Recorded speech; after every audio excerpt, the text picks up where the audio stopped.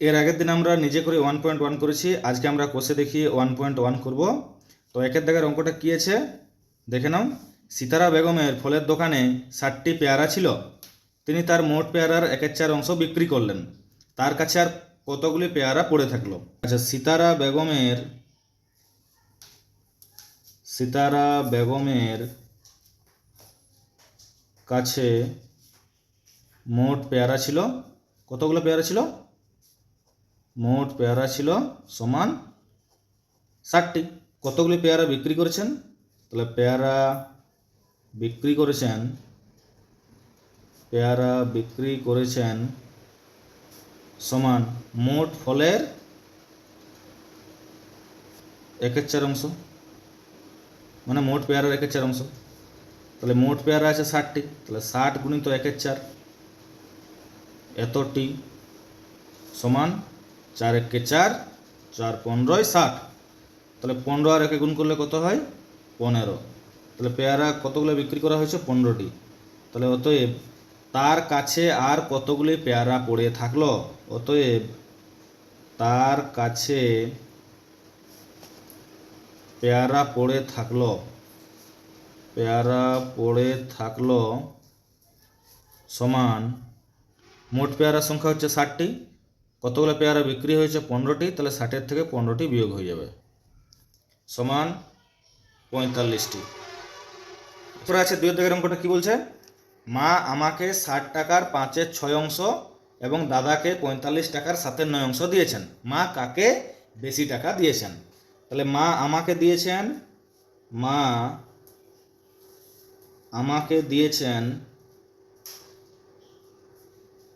দিয়েছেন সমান 60 টাকার 5/6 অংশ। তাহলে 60 টাকার 5/6 অংশ মানে 60 গুণিত 5/6, এত টাকা সমান 6 একে 6, 6 10 60। তাহলে 5 আর 10 গুণ করলে কত হবে? 5 10 50 টাকা। মা দাদাকে দিয়েছেন সমান 45 টাকার 7/9 অংশ সমান 45 গুণিত 7/9 টাকা সমান 9 একে 9, 5 9 45, 5 7 গুণ করলে হয় 35 টাকা। তাহলে দেখো, মা আমাকে দিয়েছেন 50 টাকা আর দাদাকে দিয়েছেন 35 টাকা। তাহলে কাকে বেশি টাকা দিয়েছেন? তাহলে অতএব মা আমাকে বেশি টাকা দিয়েছেন। আচ্ছা, এরপরে দেখো 3 দাগের অঙ্কটা। গণেশবাবু 3 দিনে একটি কাজের যথাক্রমে 3/14, 4/7 ও 1/21 অংশ শেষ করেছেন। তিনি 3 দিনে মোট কত অংশ কাজ শেষ করেছেন ও এখনও কত অংশ কাজ বাকি আছে? তাহলে মনে করি মোট কাজ সমান 1 অংশ। এখন 3 দিনে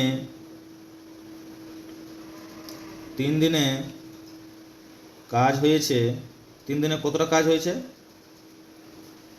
ওই 3/14 অংশ, 4/7 আর 1/21, এগুলো যোগ হয়ে যাবে।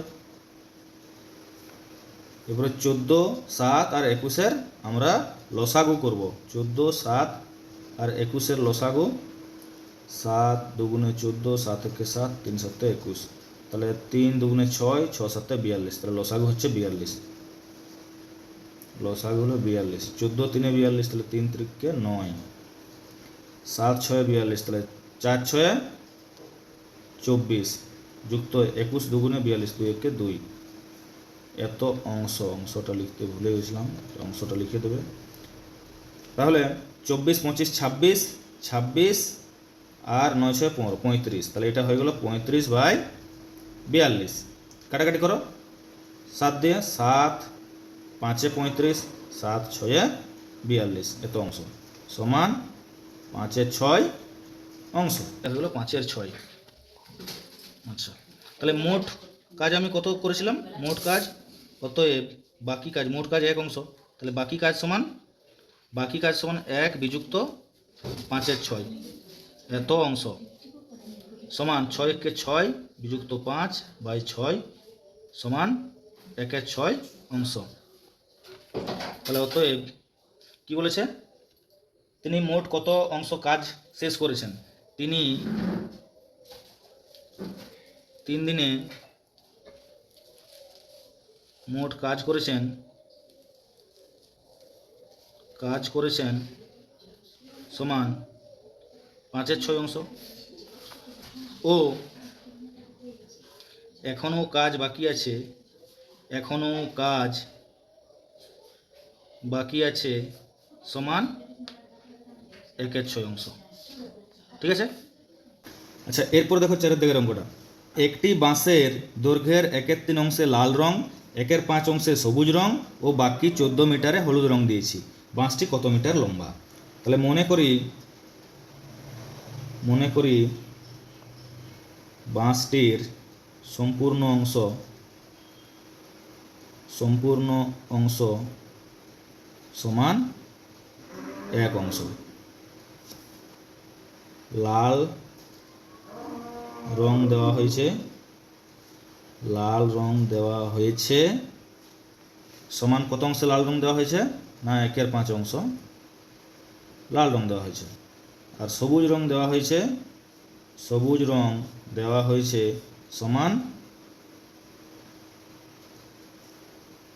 না, লাল রংটা দেওয়া হয়েছে 1/3 অংশ, লালটা দেওয়া হয়েছে 1/3 আর সবুজটা দেওয়া হয়েছে 1/5। তাহলে অতএব বাকি অংশ মানে হচ্ছে 1 বিযুক্ত এই 1/3 যুক্ত 1/5, মানে যেটা লাল আর সবুজ মিলে দেওয়া হয়েছে সেইটা, সমান 1 থেকে যদি এটা বিয়োগ করি তাহলে কি হবে দেখা যাক। 5 3 15, 5 যুক্ত 3 সমান 1 বিযুক্ত 8/15 সমান 15 মাইনাস 8/15 সমান 7/15। এটা অংশ লিখে দেবে, অংশ 7/15 অংশ। এরপর শর্তানুসারে বাকি অংশটাই তো হলুদ রং দেওয়া হয়েছে, শর্তানুসারে বাকি অংশ হচ্ছে 7/15 অংশ। তাহলে 7/15 অংশ সমানই হচ্ছে আমাদের 14 মিটার। তাহলে বা এক অংশ সমান 14 গুণিত 15/7, 7 একে 7, 7 দুগুণে 14 সমান 30 মিটার। তাহলে অতএব আমাদের প্রশ্নে কি ছিল না, বাঁশটি কত মিটার লম্বা? তাহলে অতএব বাঁশটি 30 মিটার লম্বা, এটাই উত্তর। এরপরে আছে 5 দাগ। 5 দাগের অঙ্কটা কি বলছে না, একটি খাতার দাম 6 টাকা 50 পয়সা হলে 15টি খাতার দাম কত? তাহলে এটা আমরা অকিক নিয়মে করব। একটি খাতার দাম সমান 6.50 টাকা। তাহলে অতএব 15টি খাতার দাম সমান 6.50 গুণিত 15 টাকা। এরপর 6.50কে আমি 15 দিয়ে গুণ করে নেব। 5 0 0, 5 5 25 5, হাত থাকে 2, 5 6 30, 30 আর 2 32, 1 0 0, 5 1 5, 6 1 6, 0 5, 5 আর 2 7, 6 3 9, একটা দুটোর পর দশমিক, তাহলে একটা দুটা 97.50 টাকা। এরপরে আছে 6 দাগের অঙ্কটা বলেছে না, একটি বাক্সে 12টি চিনির প্যাকেট আছে, প্রতিটি প্যাকেটের ওজন 2.84 কিগ্রা। বাক্স এবং প্যাকেটগুলির মোট ওজন 36 কিগ্রা হলে হিসাব করে দেখি বাক্সটির ওজন কত। এরকম ধরো একটা বাক্স আছে, সেই বাক্সের মধ্যে ছোট ছোট এরকম 12টা প্যাকেট আছে, একটা দুটা তিনটা চারটা এরকম করে মোট 12টা প্যাকেট আছে। হ্যাঁ, তাহলে সেই 12টা প্যাকেটের প্রত্যেকটা প্যাকেটের ওজন হচ্ছে, এই যে ছোট ছোট যে প্যাকেটগুলো, প্রত্যেকটা প্যাকেটের ওজন হচ্ছে 2.84 কেজি। তাহলে 12টি প্যাকেটের ওজন কত হবে? 12 দিয়ে গুণ করতে হবে। তাহলে একটি প্যাকেটের আমরা কি লিখব না, একটি প্যাকেটের ওজন সমান 2.84 কিগ্রা। তাহলে অতএব 12টি প্যাকেটের ওজন 2.84 গুণিত 12 কিগ্রা। তাহলে 2.84কে আমরা 12 দিয়ে গুণ করব। তাহলে 2.84কে আমরা 12 দিয়ে গুণ করব। 4 দুগুণে 8, 8 দুগুণে 16, 6 হাত থাকে 2 দুগুণে 4 একে 5, আর 4 একে 4, 8 একে 8, 2 একে 2, 8 6 4 10, 8 5 13, একে 14, 2 একে 3, দুটার পর দশমিক, তাহলে 34.08, 34.08 কেজি। তাহলে এটা হলো আমার 12টা প্যাকেটের ওজন। এরপরে প্যাকেট আর বাক্স সহ ওজন, আবার প্যাকেট ও বাক্স সহ ওজন সমান হচ্ছে 36 কেজি। তাহলে এখন আমরা যদি বাক্সের ওজন বের করতে চাই তাহলে কি করব? 36 থেকে 34.08 বিয়োগ করব। তাহলে অতএব বাক্সের ওজন সমান 36 বিযুক্ত 34.08 কেজি সমান 36 থেকে 36.00 34.08 বিয়োগ করবো। 8 করে 10, 2 দিতে হাত থাকে 1, 1 করে 10, 9 দিতে হাত থাকে 4 একে 5, 5 6 দিতে 1.92, তাহলে 1.92 কেজি। বাক্সের ওজন 1.92 কেজি। সাথে দেখার অঙ্কটা কি বলছে না, এক বস্তা চালের পরিমাণের 0.75 অংশের দাম 1800 টাকা। তাহলে 0.15 অংশের দাম কত? তাহলে 0.75 অংশ চালের দাম সমান 1800 টাকা। তাহলে এক অংশ চালের দাম বেশি হবে, আর যেহেতু আমাদের 0.75 এটা প্রকৃত ভগ্নাংশ, সেই জন্য এটা আমাদের ভাগ হবে, 0.75 দিয়ে ভাগ হবে 1800কে, এত টাকা। আর 0.15 অংশ চালের দাম সমান 1800 বাই 0.75 গুণিত 0.15, 5 আর 5 15 75, 5 3 15, 5 6 30, 360 সমান 360 টাকা। তাহলে অতএব আমাদের কি উত্তর করতে বলেছে? 0.15 অংশের দাম কত? তাহলে 0.15 অংশ চালের দাম সমান 360 টাকা। এরপর আছে 8 দাগের অঙ্কটা।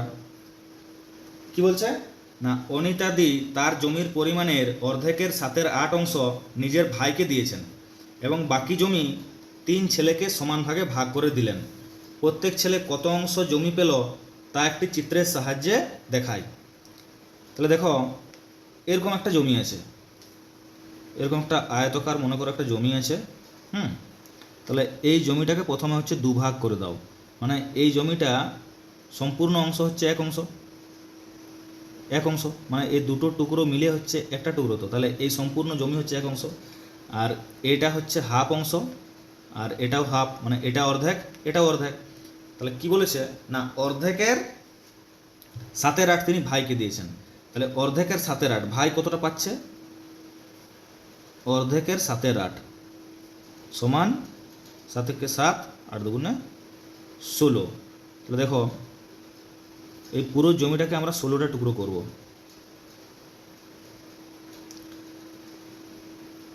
1 2 3 4 5 6 7 8, 8টা টুকরো হয়ে গেছে। এটাকে 8টা টুকরো করব, 1 2 3 4। তাহলে মোট 16 টুকরো হয়েছে কিনা একবার দেখে নিই। 1 2 3 4 5 6 7 8 9 10 11 12 13 14 15 16। তাহলে তার ভাই কতটা পাচ্ছে না, ভাই যেটা পাচ্ছে সেটা আমরা সেট করে দিচ্ছি। 16 ভাগের 16টা টুকরো হচ্ছে 7টা টুকরো ভাই পাচ্ছে, তাহলে দুটো সেট করে দিলাম, 3টা 4টা 5টা 6টা আর 7টা। তাহলে এই যে আমাদের সেট করার যে অঞ্চলটা সেটা হচ্ছে ভাই পেয়েছে, আর বাকি জমিটা 3 ছেলেদের মধ্যে ভাগ করা হয়েছে। তাহলে বাকি জমি মানে কতগুলো টুকরো আছে, 1 2 3 4 5 6 7 8 9। তাহলে এই 9 টুকরো জমিটা 3 জনের মধ্যে ভাগ হবে।